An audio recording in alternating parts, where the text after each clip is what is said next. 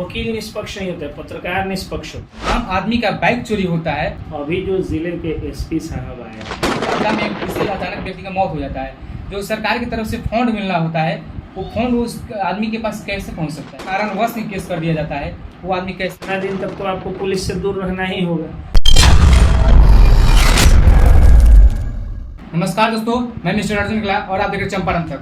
हमारे साथ एक बहुत ही अच्छे वकील साहब, इनका नाम एसके पंकज सर है, जो कि इनका इंट्रोडक्शन जानेंगे और बहुत सारे मुद्दा पर जो हर कोई गरीब जो है कि किसी का जैसे आपदा में किसी का मौत हो जाता है, उसका जो सरकार की योजना के तहत उसको जो फंड मिलना चाहिए नहीं मिल पाता है, चाहे किसी का आपातकालीन चोरी हो जाता है, उसको लेकर सर से बहुत सारे मुद्दा पर बातचीत करने वाले।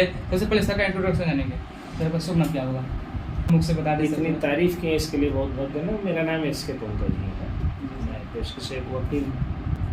सर सबसे पहले हम आपको एक वीडियो में देखे हुए हैं कि एक पत्रकार साहब आपको बता रहे हैं गरीबों का मसीहा। ऐसा क्या है कि गरीबों का मसीहा आपको बोलता है? वो लोग बोल देता है, लोग फैन लोग है, लोग पता नहीं क्यों बोलता है, लोग मुझे समझ में नहीं आता है। लेकिन गरीबों का मैं मसीहा नहीं हूँ। हाँ, ये जरूर है कि गरीब मेरे मसीहा है।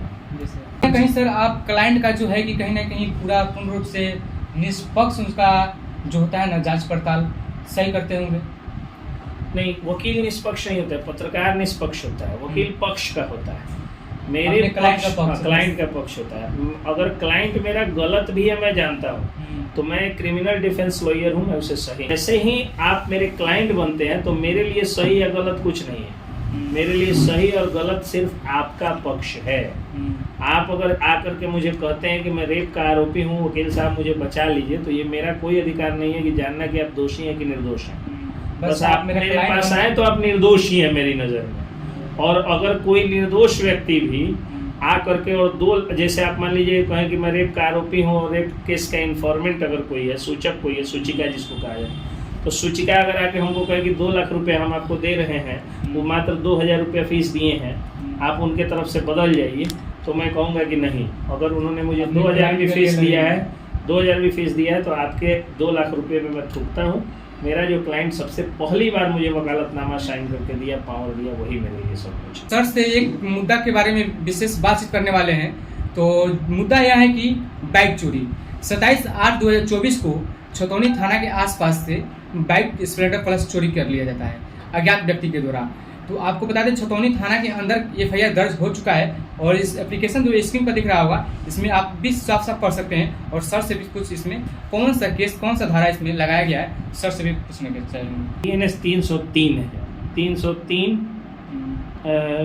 303(2) है। तो 303(2) जो होता है, जो ये 378 और 379 जो था चोरी की धारा, 6 इसकी धारा है। और इस धारा में जो है वो केस दर्ज है, वही जो हुआ है कांड उसी में धारा। सर हम ये पूछना चाहेंगे कि अगर कोई आम आदमी का बाइक चोरी होता है तो अगर थाना के पास तो डायरेक्ट जाना चाहिए कि 122 नंबर पर कॉल करना चाहिए? नहीं, बाइक अगर चोरी हो गई तो उसमें अगर 112 आएगा तो बचा तो लेगा नहीं, चोर लेके जा चुका है। 112 है इमरजेंसी सर्विसेज है कि अगर आप फंसे हुए हैं, कोई आपको आके मार रहा है, जान खतरे में, प्रतिष्ठा खतरे में है, संपत्ति खतरे में, तो बुलाएं। अगर चोर आपसे छीना झपटी कर रहा है या आके कह रहा है कि अभी हम ले जाएंगे, तो आप उसको कर सकते हैं।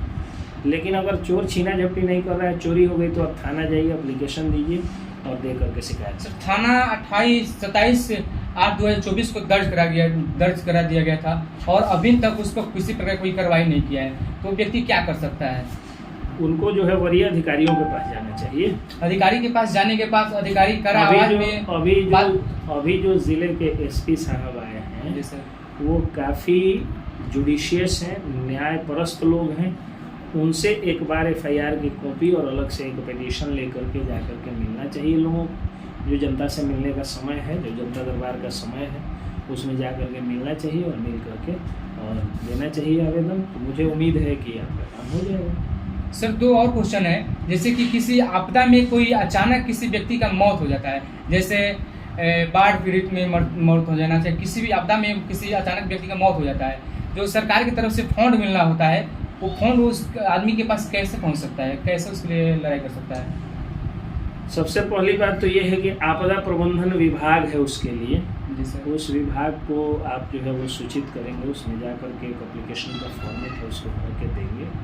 हालांकि ये जिम्मेदारी जो है वो वहाँ के जनप्रतिनिधि को है। आप अपने जनप्रतिनिधि को पकड़िए और कहिए कि हमने आपको वोट दिया है, आप हमको ये काम दिलाइए। दौड़ कूद करके ये काम जनप्रतिनिधि करेंगे, उनकी नैतिक जिम्मेदारी है। अगर नहीं जा रहे हैं किसी कारणवश तो आप स्वयं जाइए उस विभाग में और जाकर जिला कल्याण विभाग, जिला आपदा प्रबंधन विभाग में जाइए, दोनों विभाग से कांटेक्ट करके इस राशि को प्राप्त करने की प्रक्रिया को पूरा कर लीजिए। बिना कारणवश ही केस कर दिया जाता है, वो आदमी कैसे मतलब अपने आप को केस को लड़ सकता है, क्या कर सकता है सर? परेशान बहुत ज़्यादा हो जाता है उसको। उस व्यक्ति को या तो आप खुद पढ़े लिखे हैं तो एक एप्लीकेशन बनाइए और जो सुपरवाइजिंग अथॉरिटी है उनको दीजिए। अगर आप उतना नहीं पढ़े लिखे या नहीं समझ है तो कोई वकील हायर करिए, उनको वकील साहब को फीस दीजिए और फीस देके अपना काम कराइए। क्या जैसे अचानक मतलब दो व्यक्ति में विवाद हो रहा है, हम वहाँ पर खड़ा है तो मेरा भी नाम दे देता है सुपर, इसका मतलब आप निर्दोष हैं। निर्दोष है तो हम वकील साहब को पकड़ देंगे। वकील साहब को पकड़िए, कहिए हम निर्दोष हैं, हमको न्याय दिलाइए, वो न्याय दिलाएंगे। या तो आप वकील साहब को पकड़िए, नहीं तो खुद ही न्याय की किताबों को पढ़िए, कानून की किताबों को पढ़िए, खुद ही लड़ लीजिए। वैसे तो हो ही नहीं सकता है सर। तो आप फीस दे दीजिए, वकील साहब आपका लड़ लेंगे केस। सर हम ये जानना चाहते हैं ना, निर्दोष व्यक्ति के पास अगर कोई केस कर देता है तो भागने लगता है, घर परिवार छोड़ के भाग जाता है, प्रदेश भाग जाता है, उस परिस्थिति में क्या करना चाहिए? उसको भागना चाहिए कि उसको लड़ना चाहिए? आप अपने वकील साहब से राय लीजिए कि वो क्या कह रहे हैं। जैसे एंटीसिपेटरी बेल आप फाइल किए हैं, आपको विश्वास है कि एंटीसिपेटरी बेल मिल जाएगा, तो उतना दिन तक तो आपको पुलिस से दूर रहना ही होगा। अब अगर मान लीजिए कि आप एंटीसिपेटरी बेल फाइल किए और तुरंत क्या हुआ कि आपको पुलिस उठा के जेल भेज दी, तो फिर जो आपका समय न्यायालय में गया उसकी कौन भरपाई करेगा? उसकी तो भरपाई होगी नहीं। तो इसलिए उस दौरान आपको थोड़ा सा अंडरग्राउंड रहना पड़ता है। यही बात। और भी सर अपने तरफ से हमारे दर्शकों को कुछ बताना चाहते हैं, कुछ बता सकते हैं? कानून को साथ में रख के चलिए, कानून को हाथ में लेकर के नहीं चलिए। और एक बात का ध्यान रखिए, अगर आप गरीब हैं, कमज़ोर हैं, मध्यम वर्गीय हैं तो अमीर धन पशुओं से डरने की ज़रूरत नहीं है। भारत के संविधान में, आईपीसी में, सीआरपीसी में ऐसी व्यवस्था की गई थी। और भारतीय न्याय संहिता हुआ, भारतीय नागरिक सुरक्षा संहिता हुआ, इन सबों में ऐसी व्यवस्था कर दी गई है कि कोई अमीर से अमीर आदमी, कोई बड़ा से बड़ा आदमी आपको नहीं दबा सकता है। आप लड़ना सीखिए, लड़ाई लाठी डंडे बंदूक गोली से नहीं बल्कि कलम से और कानून न्यायालय के माध्यम से लड़िए। तो बहुत सारे मुद्दा पर सर से बातचीत हुआ, बहुत ही अच्छे से विस्तार रूप से हमारे दोस्तों को बताने की कोशिश किए कि अगर आपके ऊपर किसी भी प्रकार का कठिनाई होता है, चाहे किसी भी प्रकार का कोई अज्ञात व्यक्ति, चाहे कोई भी आपके ऊपर FIR करता है तो उससे कैसे लड़ना है, कैसे मतलब उसका संघर्ष करना है, सर ने बहुत ही अच्छे से विस्तार रूप से बताया। फिर मिलेंगे किसी ने। जय हिंद, जय बिहार।